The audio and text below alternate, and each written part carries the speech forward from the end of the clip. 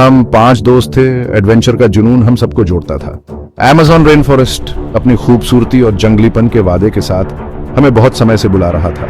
हमने अपने 2 दिन के कैंपिंग ट्रिप के लिए महीनों तक प्लान किया, मैप्स देखे, अपना सामान पैक किया और पुराने एडवेंचर्स के किस्से सुनाए। हमारे ग्रुप में मैं था, संजय जो बहुत एक्सपीरियंस्ड एक्सप्लोरर था, प्रिया हमारी बॉटनिस्ट, विक्रम टेक विज जो हमेशा गैजेट्स के साथ तैयार रहता था, रूपा हमारी फियरलेस फोटोग्राफर और आकाश शांत ऑब्जर्वर जिसे जानवरों को ढूंढने का हुनर था। आखिरकार वो दिन आ ही गया। हम मैनोस पहुंचे जो अमेज़न का गेटवे है। हमारे बैकपैक सप्लाईज से भरे हुए थे। हमारे दिल उत्साह से जोरों से धड़क रहे थे। एक अनुभवी गाइड जो सालों से रेन फॉरेस्ट के रहस्यों को जानता था हमसे मिला। उसके तजुर्बे से भरे चेहरे पर एक जानकार मुस्कान थी जब उसने हमें हमारे ट्रांसपोर्ट की तरफ ले गया। एक मजबूत मोटराइज्ड कनू जो अगले 2 दिनों के लिए हमारा घर होने वाला था। इंजन की आवाज और पानी के छींटे के साथ हमने अमेज़न के दिल की यात्रा शुरू की। हवा में नमी थी, गीली धरती और अनजानी खुशबू की महक थी। ऊंचे ऊंचे पेड़ों ने ऊपर एक हरा भरा कैनोपी बनाया हुआ था जिससे सूरज की रोशनी छन कर आ रही थी। रेन फॉरेस्ट की आवाजें हमें घेरे हुए थीं। भिन भिनाते कीड़े, चहचहाते पंछी और अंडरग्रोथ में घूमते हुए अनदेखे जीवों की सरसराहट।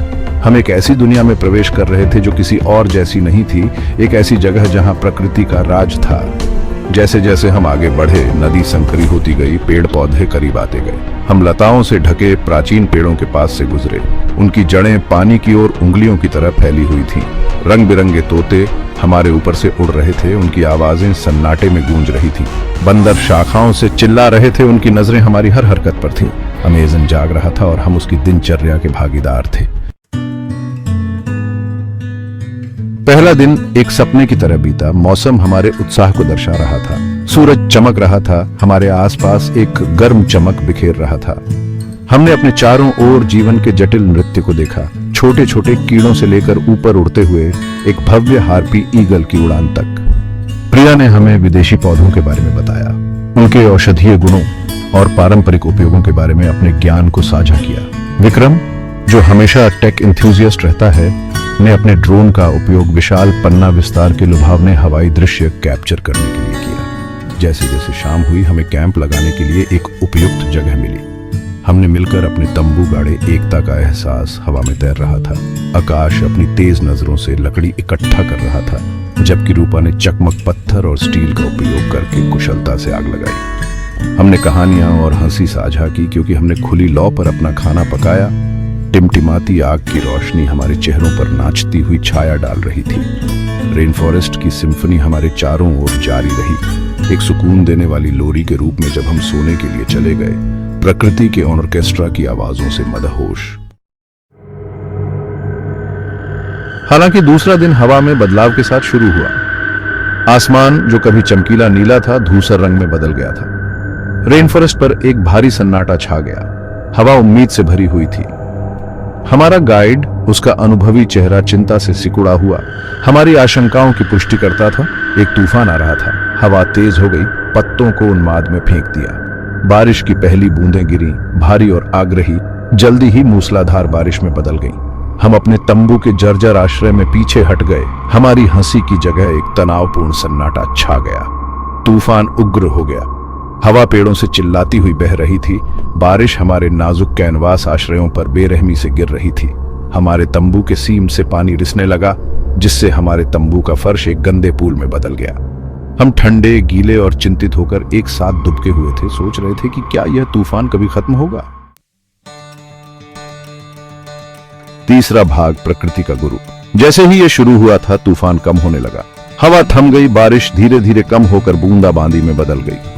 हम अपने तंबू से बाहर निकले, गीले और परेशान, लेकिन तूफान से बचकर राहत मिली। लेकिन जैसे ही हमने अपने कैंप साइट का सर्वेक्षण किया, हमारे दिल डूब गए। एक बार का साफ सुथरा मैदान अब एक गंदा दलदल था। हमारी सावधानी से ढेर की गई लकड़ी बिखरी हुई और भीगी हुई थी। नदी, सभ्यता के लिए हमारी जीवन रेखा, एक उग्र धार में बदल गई थी।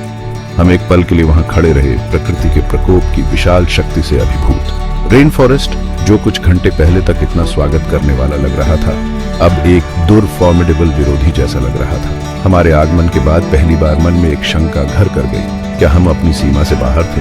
क्या हम उन चुनौतियों का सामना कर सकते हैं जो यह कठोर वातावरण हमारे सामने लाता है? लेकिन जैसे ही हमने एक दूसरे को देखा, मैंने अपने साथियों की आंखों में कुछ और दिखाई दिया। एक दृढ़ संकल्प, प्राकृतिक दुनिया की कच्ची शक्ति के लिए एक नया सम्मान और सबसे महत्वपूर्ण बात, एक दूसरे पर अटूट विश्वास। हम सब इसमें एक साथ थे और हम एक टीम के रूप में आगे जो कुछ भी होगा उसका सामना करेंगे। हमने काम करना शुरू कर दिया। हमारे द्वारा पूरे किए गए प्रत्येक कार्य के साथ हमारी आत्माएं धीरे धीरे ऊपर उठती गई। विक्रम हमेशा साधन संपन्न कुछ सूखी लकड़ी को बचाने और आग को फिर से जलाने में कामयाब रहा। प्रिया ने स्थानीय वनस्पतियों के अपने ज्ञान का उपयोग करते हुए खाने योग्य पौधों की पहचान की जो हमारी घटती खाद्य आपूर्ति को पूरक करेंगे। रूपा ने अपने कैमरे के लेंस से रेन फॉरेस्ट के लचीलेपन को कैद किया क्योंकि यह धीरे धीरे तूफान के हमले से उभरने लगा था। आकाश, उसकी शांत शक्ति हमारे लिए आराम का स्रोत थी। उसने हमारे साथ अथक परिश्रम किया। उसके कार्य शब्दों से